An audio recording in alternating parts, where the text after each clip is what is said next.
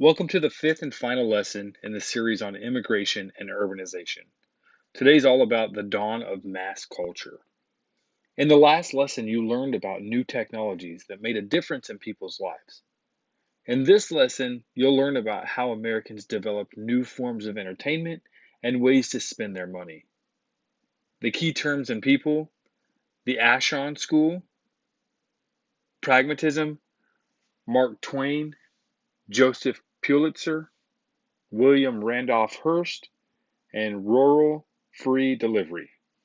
The use of machines allowed workers at the turn of the century to do their jobs faster. This led to a shorter work week, and as a result, Americans had more leisure time.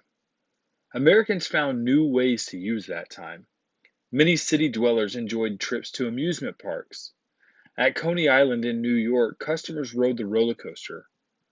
The first Ferris wheel at the World's Columbian Exposition in Chicago in 1893 thrilled riders. People enjoyed new forms of entertainment. Another recreational activity that became popular at the turn of the century was bicycling. Suffragist Susan B. Anthony noted that bicycling gave women freedom and independence. Bicycling entertained both men and women. Many Americans also played tennis. Several kinds of new snack food also became popular. Americans turned to brand name snacks such as Hershey's chocolate bars and drinks such as Coca-Cola. Some Americans were interested in professional sports. They listened to boxing matches in barber shops and hotel lobbies. Baseball became popular. The National League was formed in 1876 and the American League in 1900.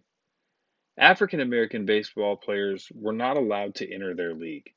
They formed the Negro National League and the Negro American League. As education expanded and more people learned to read, they became interested in cultural activities. By 1900, at least one art gallery could be found in every large city. American artists like Thomas Eakins of Philadelphia used realism to portray life as it was really lived. He was the leader of the Ashon School, which showed urban life and working people with gritty realism and no frills. Many cities also had libraries. With all the events that had occurred, such as industrialization, immigration, and new technology, scholars turned to pragmatism, a school of philosophical thought. The value of theory, idea, or innovation was related to its practical application. Thought was for solving problems. Eventually, these ideas would influence the government as well. Different forms of entertainment offered Americans ways to spend their leisure time. Vaudeville was strictly American, and it offered something for everyone. It included song, dance, juggling, and slapstick comedy. The circus, which visited cities once a year, was also popular. P.T. Barnum and Anthony Bailey advertised their circus as the greatest show on earth. Motion picture became widespread. They can be shown as often as 16 times per day, so they generated huge profits. Also, a new form of music called ragtime became popular. It blended African American spirituals with European music forms. Eventually, it would lead to jazz, rhythm and blues, and rock and roll. Sheet music and phonograph records played a part in making the music popular. Light fiction dime novels were popular as more people read books. These stories included adventure tales of the West and heroes. However, some readers wanted a more realistic portrayal of American life, so some writers wrote about characters that were less polished than upper class men and women. Mark Twain, the pen name of the humorist and novelist Samuel Clemens, wrote The Adventures of Huckleberry Finn. It became a classic of American literature. The efforts of American libraries and art galleries to raise public taste were not always successful. Many Americans had no interest in high culture. African Americans and others were denied access to most white controlled cultural institutions. Newspapers also entertained Americans. To attract more readers, many newspapers used sensational headlines. In 1889, a Pennsylvania newspaper introduced its story about the horrors of a flood in Jonestown, Pennsylvania, with the headline, The Valley of Death.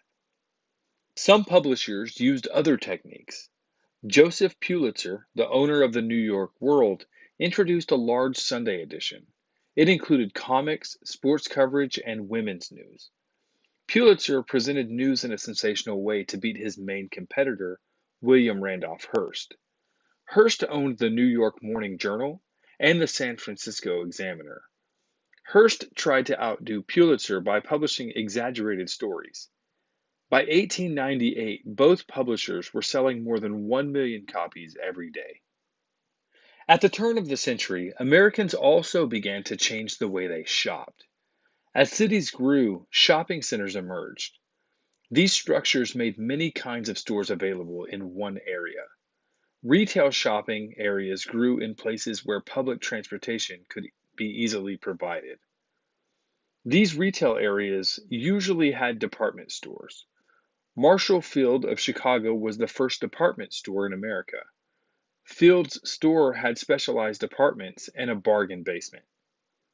Chain stores, groups of stores offering the same merchandise owned by the same person, also started in the late 1800s.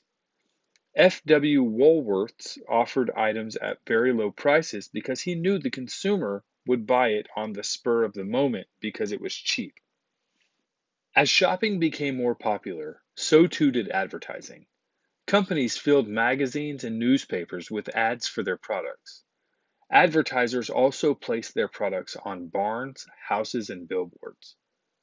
In the late 1800s, Montgomery Ward and Sears Roebuck introduced mail order catalogs. These catalogs brought department store items to those who lived in small towns. Each company's catalog contained a description of its goods. By 1910, about 10 million Americans shopped by mail. The U.S. Post Service increased mail order business by starting the Rural Free Delivery or RFD system. This brought packages directly to every home.